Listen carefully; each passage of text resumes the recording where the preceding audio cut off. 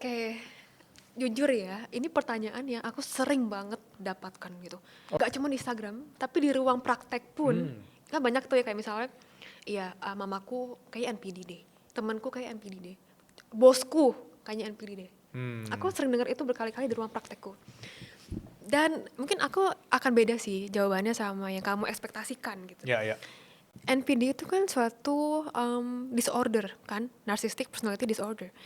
Dan disorder itu bukan hal yang kita sebaiknya ya, sebagai orang manusia awam itu kita gunakan dengan semudah itu. Kenapa? Karena itu adalah disorder yang cuma bisa diberikan, didiagnosa oleh ya profesional di bidangnya kayak psikiater, psikolog. Jadi itu sebaiknya ya kita nggak gunakan sehari-hari seperti ini.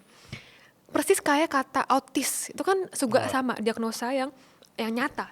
Ada orang yang secara nyata mengalami autism dan kita nggak bisa pakai kata autis segampang itu sehari-hari karena itu kan kayak jadinya bikin blurry ya antara Oke. yang beneran Ya. sama yang kesannya kayak autis. Sama juga NPD juga sama.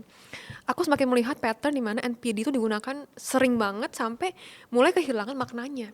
Jadi orang yang kayak kesannya bosi aja atau apa ya, atau misalnya nyebelin, kita langsung ngomong NPD dia gitu kan, nggak bagus juga ya. Sama kayak tadi itu melabeli lagi, kita ngejudge lagi, kita bukan menggunakan label sebagai memahami tapi sebagai label untuk menjudge seorang. Nah, aku rasa itu nggak bagus, walaupun ya aku juga tahu bahwa orang yang manipulatif, orang yang mungkin punya sifat narsistik yang lumayan tinggi itu emang ada, dan aku tahu dampaknya juga sangat besar ke Ya. orang Ya. gitu.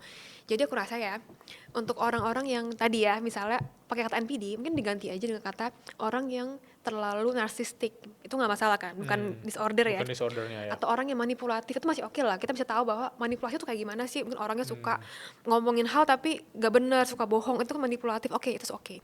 Tapi jangan pakai kata NPD karena terlalu itulah, terlalu kuat maknanya Iya. gitu. Nah terus tadi pertanyaannya adalah terus gimana dengan orang-orang seperti ini.